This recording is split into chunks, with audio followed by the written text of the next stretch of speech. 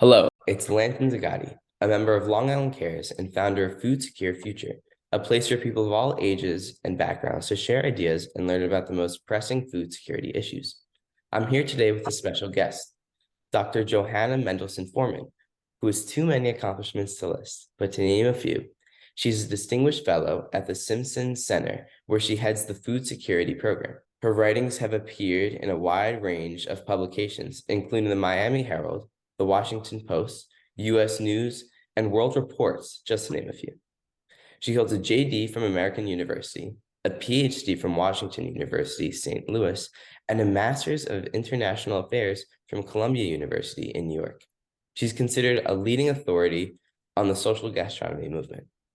Hello, Dr. Mendelson-Forman, and thank you for joining us today. Good morning. How are you? Good. Today, I'd like to get your thoughts on how people of my generation and future generations can become involved in the social gastronomy movement. With that being said, my first question for you today is, what is social gastronomy?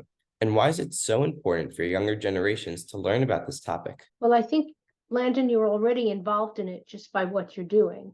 So that's a good thing. But why don't we define what is commonly known as social gastronomy, because it's a relatively new term. Social gastronomy refers simply to using food beyond the table for social impact. So people who run food banks are practicing social gastronomy. People who are helping refugees in the kitchen get training are working in social gastronomy. Social gastronomy is what Jose Andres does when he and World Central Kitchen go and feed people in war zones or in disaster areas. So essentially, it's using food for another means beyond the table to actually improve social conditions. Yeah, that's great. So why do you think it's important for younger generations to learn about social gastronomy? Right. And I think that people of your age also need to understand it in the context of the broader challenge that we're facing on food security. So, first, social gastronomy is part of a broader area of what I call public diplomacy, gastro diplomacy, which is citizens using food as a way to persuade or to connect people to other cultures. Social gastronomy became important as chefs in particular, and some of these agencies that dealt with climate migrants, regular migrants, and refugees discovered that food was an easy way into creating jobs. And all of these areas converged. I credit a man in Brazil, a chef named David Hertz, who in the early 2000s started working in the slums of Brazil and Sao Paulo to start with, training young people to work in culinary areas and get skills. And then part of what he did was work with restaurants so that they could find jobs and get a living wage. And this started what he called gastronomia social in Portuguese, social gastronomy. And he began to get people working around him to do this. He was then at the World Economic Forum because his project in Brazil got a lot of attention because of where he was working. And he was able to get funding from the large private sector corporation, the Cargill Corporation, which is one of the 6 major distributors of wheat in the world and growers. And he was able to then create something of a training and feeding kitchen. And so that's a long way of telling you it has many dimensions. Wow, that's amazing how one person can do that much and start a whole movement. Right. Well, it isn't really, I argue, I don't know that it's a movement yet, but it is what I would call a community of practice, which is different in that you have many people, chefs, young people, older people, working towards the same goals who come together in what I would say is a big community of sharing ideas and experiences. I mean, eventually, I think it could have the potential for a movement, but it's relatively young. Yeah. What would you say the difference between a movement is and how would it eventually become a movement?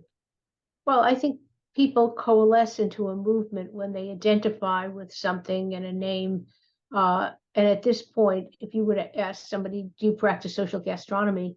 It wouldn't immediately come to mind. But I think the term is gaining currency around the world.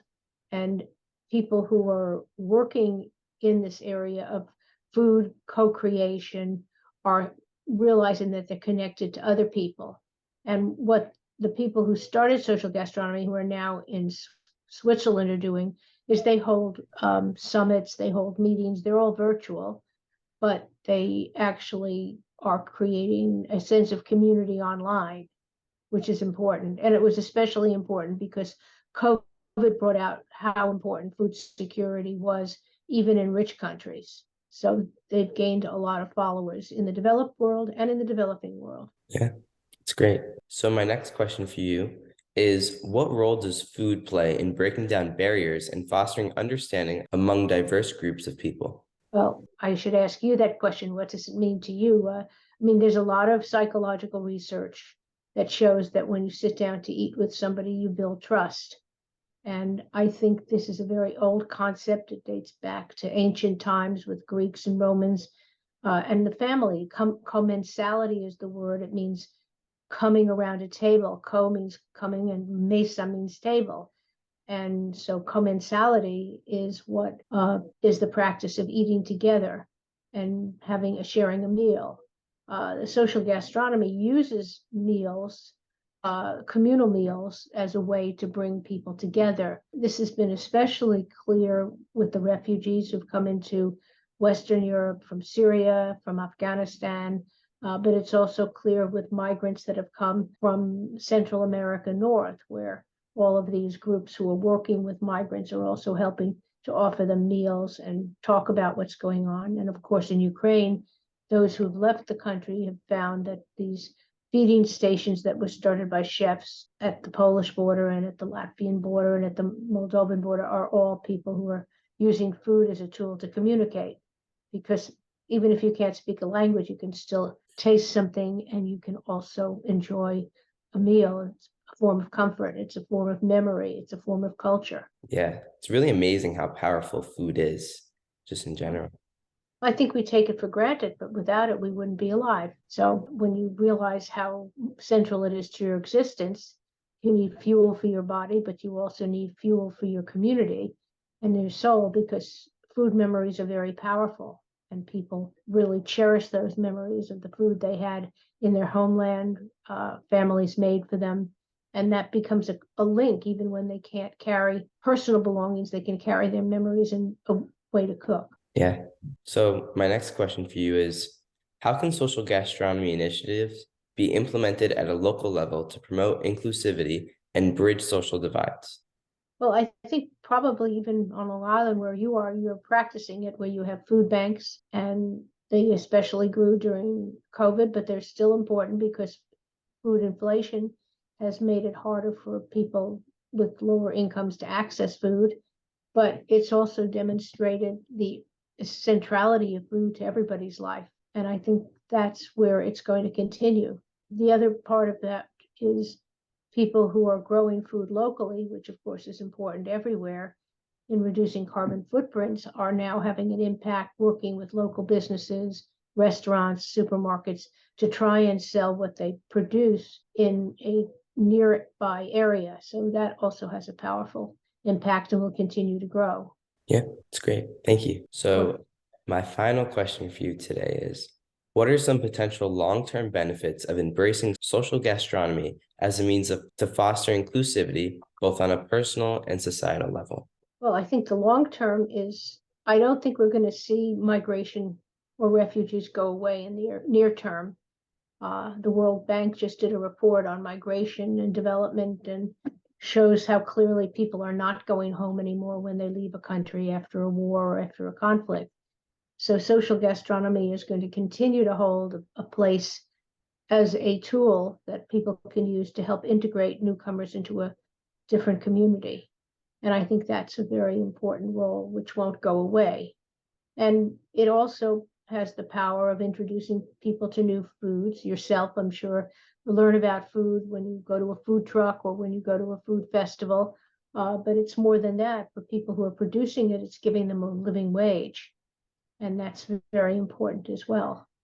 So it particularly is interesting because many of the people who are refugees are women and children, and women often become the cooks in these communities, and that's their only way of surviving, is earning money through food. Yeah, food is really just amazing. Fuels everything. It's also 25%, a quarter of the US economy. And after people think defense is the economy, it's not. If you consider the people who grow the food, the people who take the food to the supermarket, the people who sell the food, restaurants you frequent, from the fast food chains to the high-end restaurants, there are a lot of people that have employment because of the food industry.